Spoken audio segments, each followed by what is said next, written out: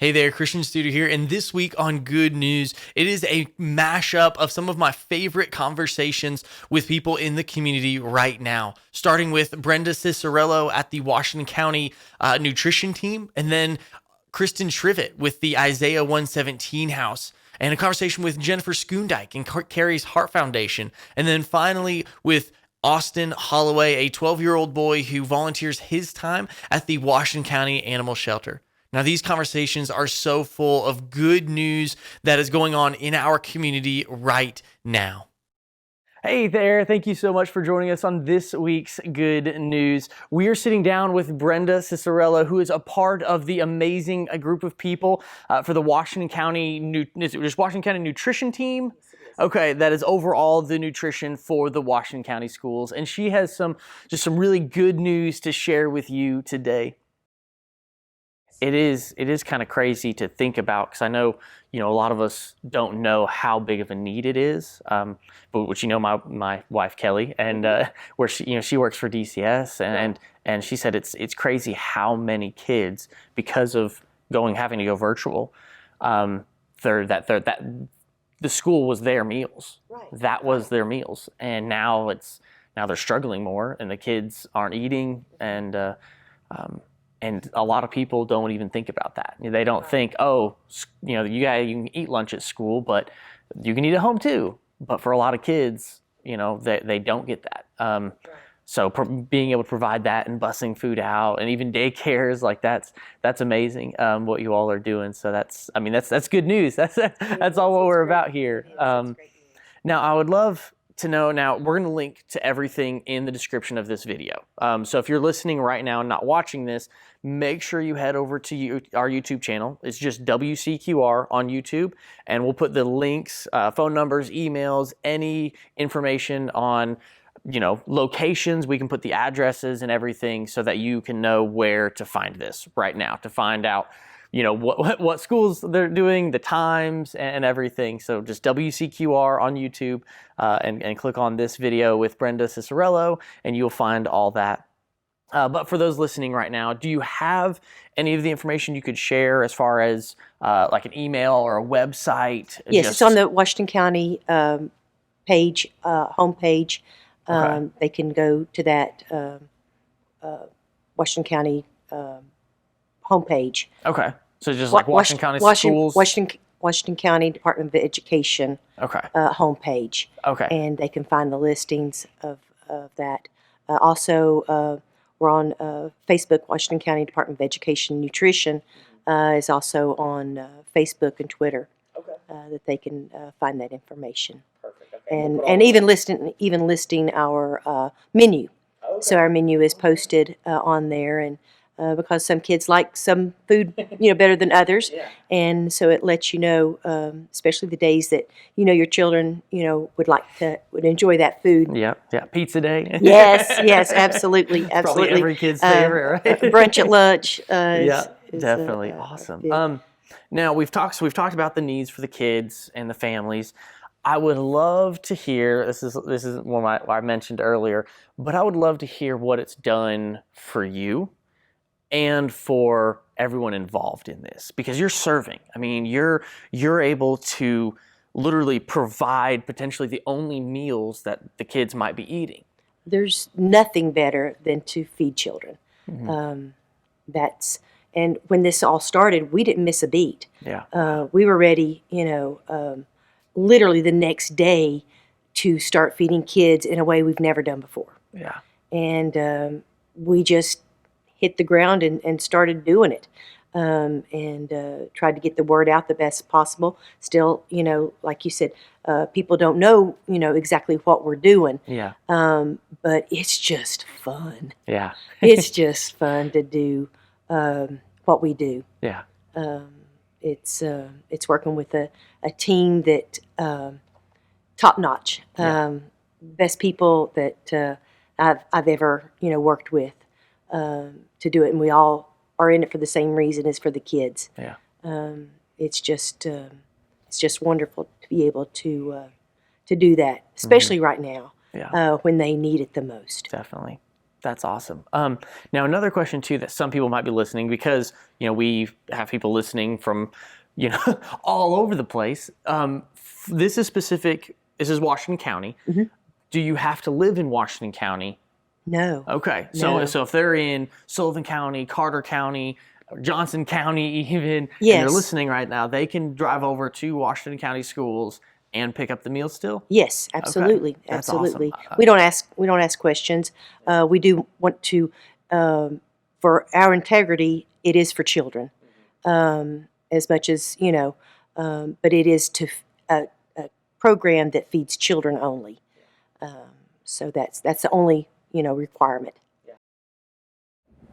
Thank you so much for joining us on this week's Good News. I'm here with Kristen Trivett. She is with the Isaiah 117 House, which honestly I absolutely love this ministry. I've been involved in helping them for since the beginning, actually. And she has some really good news to share with us today. I'll save my favorite story for last. But more recently, let's say, we had a sibling group come to the house, and when a sibling group comes in, we get them fed, and then we say, do you want to take a hot shower? Especially when they're older.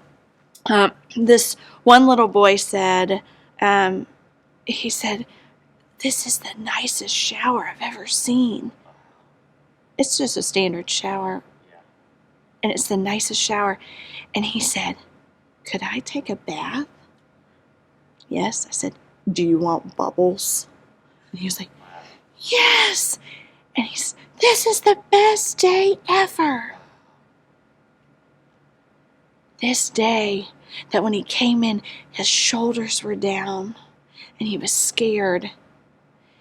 And instead of him sitting on a floor in a conference room, instead of him trying to find something to do with his siblings sitting in a queue, he had a bubble bath. And a bubble bath changed his day, his most traumatic day. He said, this is the best day ever. We don't see that. We had a child come to the house, and it had been a hard day for the caseworkers. And it was 9 o'clock at night, and a caseworker who had already finished their day came to the house. We had been there several hours by that point. And when the caseworker walked in, he said, I just needed to come here to sit. I needed to come be still, and I needed to know this child was okay today. He said today was a really hard day. That's the impact of the Isaiah House. He said a caseworker, when they are not working, they are off, they are done, they choose to come to the house for healing, to know that this child's okay, and that they could process their day and do what they needed so that they could go back to the next day to be the best caseworker they could be. My favorite story is ours. My favorite story is 2 days before Christmas. We got a call that a 17-year-old was on the way to the house. And I was just telling someone this yesterday. As I said, I don't know if it was the way the caseworker said what she had said on the phone, or if it was because it's 2 days before Christmas and you feel like everyone should have family at Christmas. But when she said, this one is different, I knew in my soul that I wanted to bring her home. I have an incredible husband, and I called and said, I think I need to bring a 17-year-old home. And he said, well, I guess I'll pick up pizza for dinner. When I got to the house, I drove around back, and when I looked up, she was slunched over a railing. And she was on the phone, and she was begging whoever it was on the other line. She said, it's just for 7 months. I promise I'm no trouble. I won't eat your food. And in that moment, it's that mama part of you. No child should ever have to beg someone to take them and to give them a home. And I walked into the caseworker's office and I said, please just make it stop. And this thought goes through your mind that it's 2 days before Christmas. How in the world could I bring a 17-year-old home when I have a 9-year-old and a 2-year-old at home?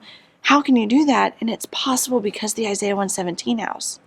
Because 2 days for Christmas, my 17-year-old, we needed a bed. A bed was provided. She needed new clothes. We had new clothes everywhere. On Christmas Eve, our founder is out shopping so that my 17-year-old can have presents under the Christmas tree. Nothing about Christmas changed because of the Isaiah 117 house. Like, that's the impact. I met my child there.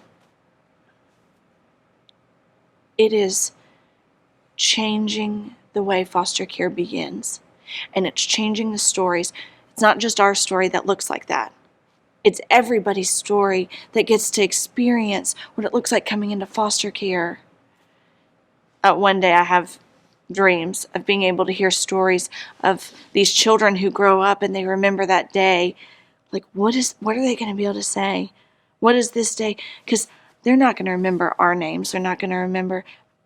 But what I pray is that they remember how it felt. There was that day, and it was really terrible, and I was taken away from my mom. But I went somewhere. I went to this house, this white house with a red door, and somebody was there. Somebody took care of me until I was able to go to my foster care placement. I have dreams of what that will look like because I think it's changing. It's going to change the world. I have no doubt. Yeah. Wow. Gather myself for a second. Killing me here. Wow. Yeah. Give our listeners a break too, because they're probably crying in their cars right now. Wow. That's so powerful.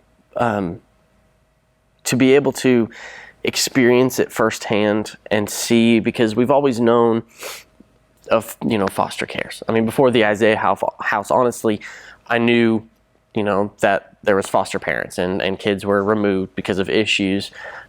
But after the Isaiah house, and they've just really shown a lot of awareness of what these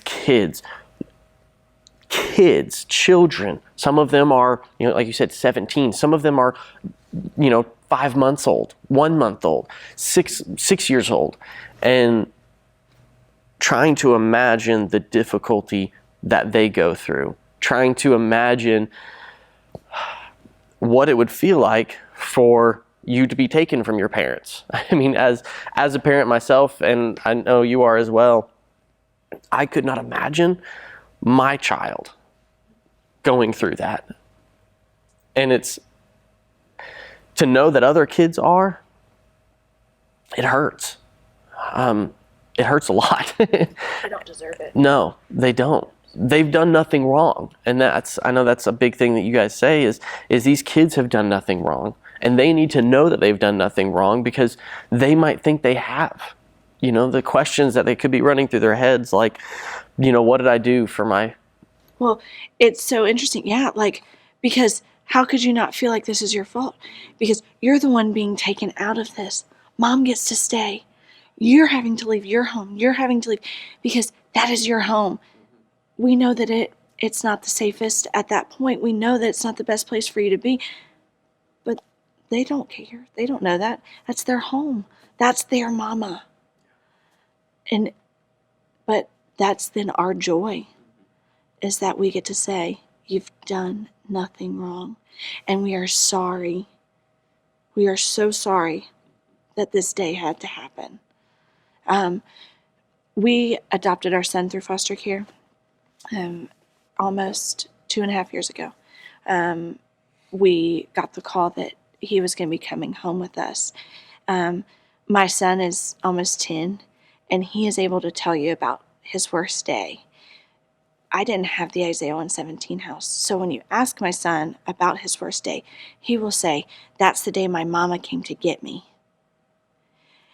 And I say, what a joy that other children aren't going to have to say that, because they've had an experience where their foster parents got to become part of the healing. I was part of the trauma from my son. And he didn't deserve that. He deserved to have me come and be part of that first breath of healing. He deserved to have the space to go to the Isaiah 117 house and feel whatever you want. You want to come in angry, you want to come in sad, you want to come in happy, confused. We'll take it. We're here for it. Like, it's okay. Everything is fair game at the Isaiah 117 house.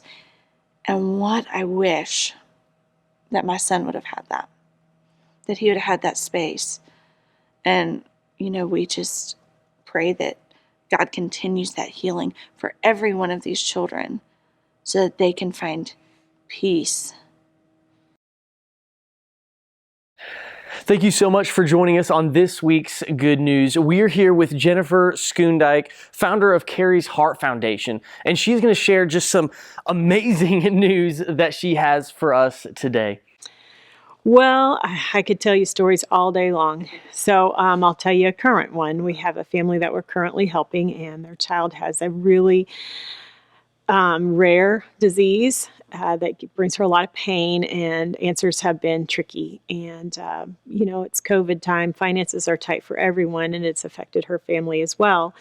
And they have needed to travel for her care, and that was pretty tough for them. So Kari's Heart Foundation has been able to help them travel, and also different organizations who have decided to partner with Kari's Heart Foundation, an organization from her very own hometown, has helped some too. I spoke to her mom recently, and I said, "What can we help you with?" And she said, "We have all these copays that are just killing us." And I said, "Well, send them my way." And we paid them all in one day. It was about $1,000, which would have taken them a long time to come up with. We are very, very fortunate at Kari's Heart Foundation to have a lot of people that support us. And we were able to do that. And it made me feel so great to be able to say yes. And she was so grateful. I wish that people could hear, the things that I get to hear, the people with tears in their eyes and in their voices that say, "Thank you." Then the thing that kills me is they say, "You'll never understand." And I don't usually say, but yes, I do understand. So many times when we are doing something for someone, I remember the person that did that for us and think about them. It's been 12 years, but those are the kind of things that I will never, ever forget. And I know that as we do those for other people, they'll never, ever forget them either. And so it's really meaningful for me. Thank you so much for joining us on this week's Good News. I'm Kristen Trivett, and we are here at the Washington County Animal Shelter, where we are getting ready to interview Austin, who is a local kid. I think he's 12 years old, and he volunteers so much of his time here at the Washington County Animal Shelter, walking the animals, feeding them, and just taking care of them. So let's go ahead and jump right into this interview right now. So Austin, what do you love most about serving here with all these animals? Running them. Running them? And I love to play with and pet depressed dogs. They need the attention. If you could come and donate, volunteer, or adopt, it would be fabulous. It's a big deal to us. It really is. This dog, it will be a life changer to him if you adopt him, donate for him, or even, adopt a kennel. Adopt a kennel. I mean, if you adopt this kennel, it pays for his vaccines if he needs any. But he has to be in that current kennel. But he's been in that kennel for over 2 months, so. But it'll pay for his food, vaccines, and it will pay for him to have water, because running water, you have to pay money. So it'll help this guy out a lot. It will be a life changer to him. Ain't that right? Yes, it is. That's awesome. So your mom said you also serve at your local church as well. Yes, sir. So what all do you do there then? I work in the parking team. Sometimes I go in and serve at the doors and wave at people. Yeah. And I go clean the church on sometimes every Friday. Okay. So you're just serving everywhere then? Possibly. That's awesome. So what do you love most about volunteer? I mean, you're only, what, 12. 12 years old. Okay, Yes, so, I mean, you're serving so much. What do you love most about just serving? Well, I learned social studies, citizenship, volunteering, and being a U.S. citizen is like a good thing, because volunteering for community service is a good thing because it helps the community. It helps for little guys like big guys like these. Yes, it does. And it gives you a chance to have fun and like hang out with dogs, cats, rabbits, birds, I mean anything. And then it gives you something to do. It gives you something to productive. Yeah. Very productive. That's awesome. So you like being productive then? Yes, sir. Yes, sir. I love being productive.